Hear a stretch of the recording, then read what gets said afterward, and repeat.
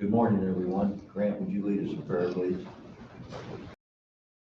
I'm going to take a moment to pause and thank you for all that we're blessed with on a daily basis. As always, we continue to pray for our board and for our employees, pray for the public that we serve, watch over and care for all the citizens. We pray that you'll watch over and care for us as we leave this place today, that keep us safe, yes, forgive us our sins, our shortcomings. We pray that you continue to bless this day in Christ's name.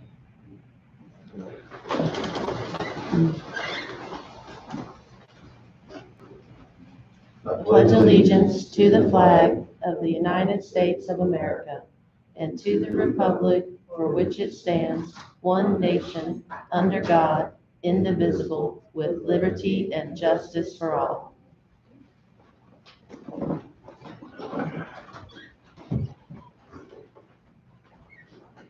Lance, would you do the roll call, please? Mr. Harville. Here. Mr. Pitts. Yes. Mr. Miller. Here. Mr. Toller. Here. Mr. Gould.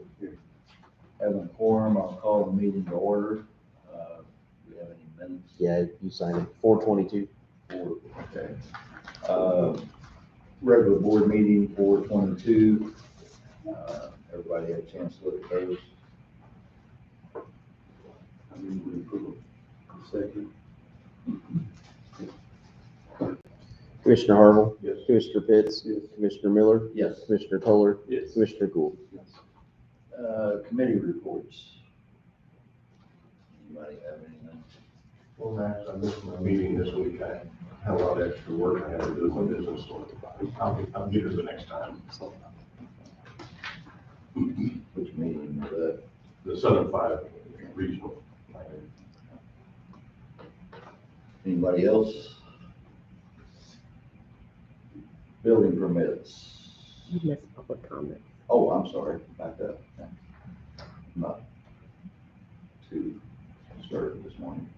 Any public comments? Sorry. Okay. Building permits.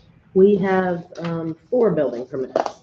The first one is parcel 0429026291. It's at 640 Wing Hill Road in Cobden. It's for Steve Nelson. It's a shed, previously subdivided, no floodplain, recommended for approval.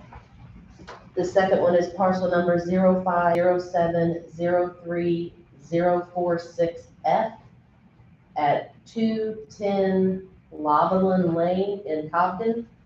It is for Terry Thomas, a garage, previously subdivided, no floodplain, recommended for approval. The next one is for 051403194A. It's at 140 Trinity Cemetery Lane. It's for Christopher Lambert and Casey Akers, a house, no subdivision, no floodplain, recommended for approval. And the last one is parcel number 042602523E. It's at 400 Bethel Church Road in Cobden, for Terry Stanley. It's a lean-to, no subdivision, no floodplain, recommended for approval.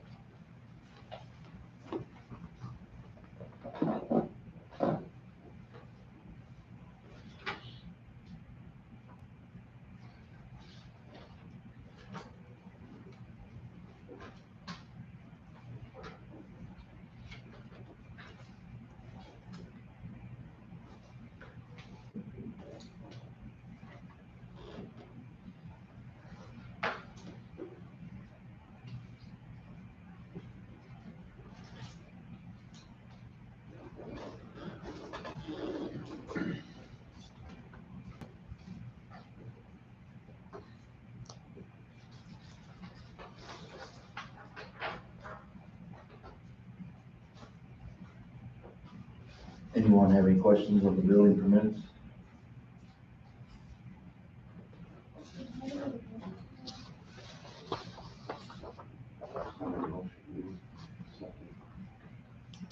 I'll second.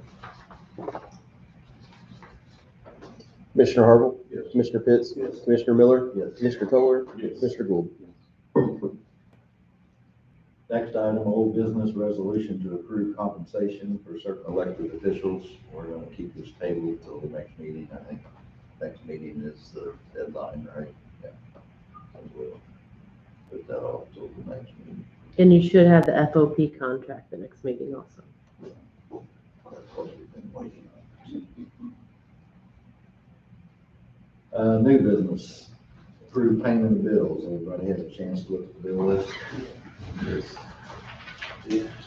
Commissioner Harville? Yes. Commissioner Pitts? Yes. Commissioner Miller? Yes. Commissioner Toller? Yes. Resolution appointing members to the Shawnee Valley Water District Board of Directors, Rodney Reynolds and Mitchell McLean. We received a notice from them, to reappoint Mitchell McLean and Rodney Reynolds. I make a motion that we approve this resolution. Second. Commissioner Harville? Yes. Commissioner Pitts? Yes. Commissioner Miller? Yes. Commissioner Toller? Yes. Commissioner Gould?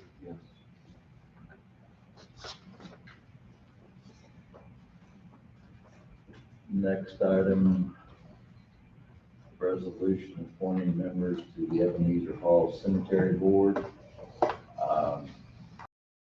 Likewise, we received a letter from that board,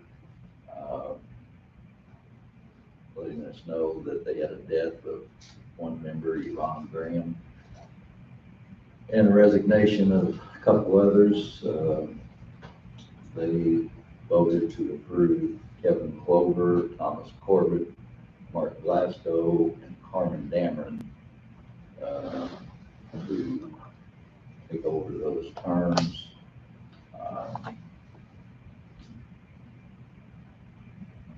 I make a motion that we accept their nominations and approve the resolution appointing trustees to the Ebenezer Hall Cemetery Board.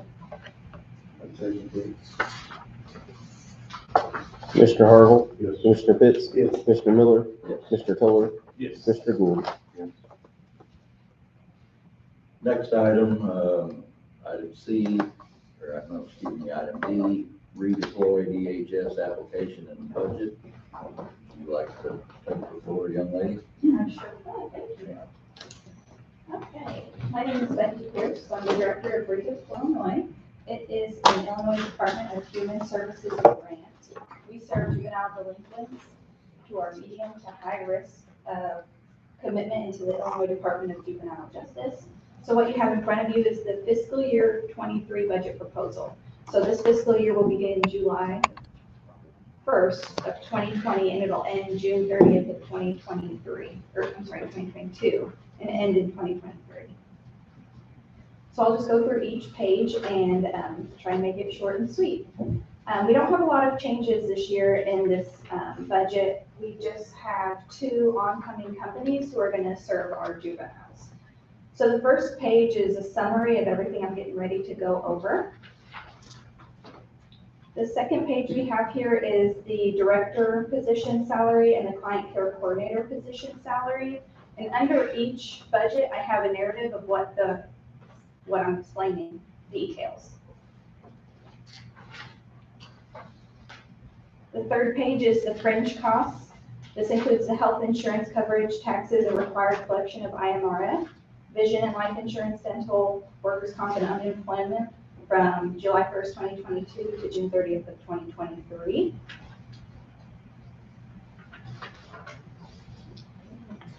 Next, we have our travel budget. We have an all sites meeting where all redeployed sites will gather in Bloomington, Illinois 2 times a year. This is the cost for the round trip and lodging. And then we have the director mileage and the client care coordinator travel mileage. Julia is a client care coordinator and she attends all court hearings for our clients. We meet with judges, attorneys, probation officers. We transport clients every now and then to and from buying them clothes or supplies that they need for day-to-day life. The next page, we have office supplies. This is for our office space here in Anna, and this is printer cartridges, pens, client file creation supplies, because we do keep paper files rather than just on the computer. Binder clips, paper clips, pencils, brochure printing, binders, anything supplies can think of for an office space. Next, we have telecommunications. This is for the director's cell phone and the client care coordinator's cell phone. This is for internet and phone. We have a fax machine that we use quite often. Jackson County sends us all of our referrals through a fax. In the office. And then also the Mayor Network's privacy fee for our emails. Next, we have training and education. There's a drug awareness conference, kids, courts, and schools conference that we will be hosting this year alongside the Second Circuit Redeploy. Trauma-focused cognitive behavioral therapy and focused cognitive behavioral therapy training that one of our subcontractors puts on every year for us. It's the Stress and Trauma Treatment Center. They conduct a booster training in trauma-focused therapy for advanced trained practitioners. So these also are youth, not necessarily youth, college students who are doing their clinicals who will eventually work with our redeploy clients. So they'll come to the Stress and Trauma Treatment Center, work with our redeploy clients, and they put on this training in order to help them learn about trauma-focused behavioral therapy. I talked to Matt Buckman, who does the training, and he said they usually have anywhere from 30 to 50 people attend that. The next one is miscellaneous.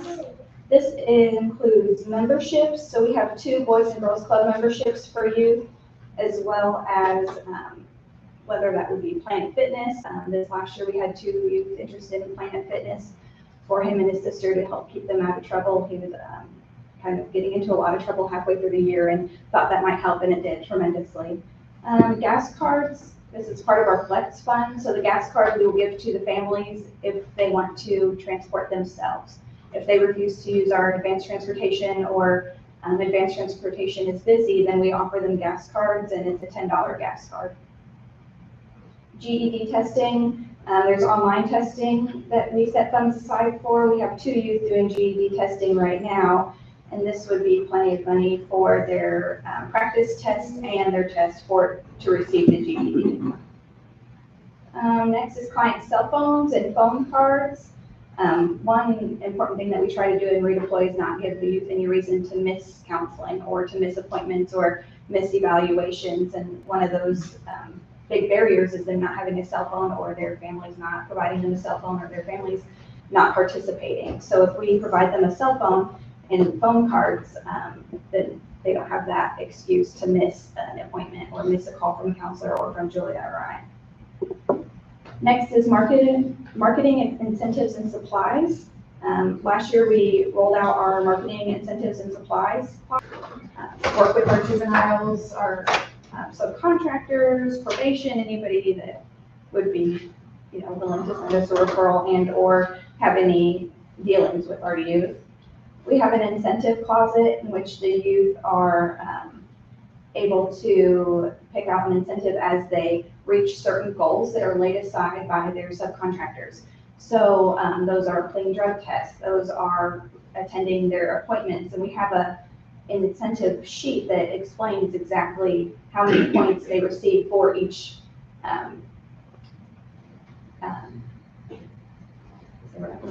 goal that they meet. Let's see, supplies. We offer supplies to our clients and their families. This is hygiene items, this is clothing, anything that they might need on a day-to-day basis. We have a lot of clients whose families are not able to buy them clothes, or not able to buy them hygiene items or shampoo, or anything that you can think of that just comes natural to us. And so by providing that for them, it takes the stress off of that, and they're able to focus more on probation and counseling and the things they really need to be focusing on to do better and not be committed to the Department of Justice. Next, occupancy. This is our rental space. It was Confluence Development, which is now MSI. I'm trying to remember the name of the company that bought it. We have a $1,400 or 1,400 square foot building in Anna, and it's $700 a month with utilities included. I can't remember the name for MSI right off the top of my head. Last, we have our contractual. This is everybody that we contract to serve our kids.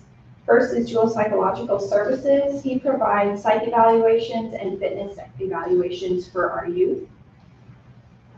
Egyptian Health Department, they provide services. They are located in El Dorado. Advanced Transportation will transport our clients to and from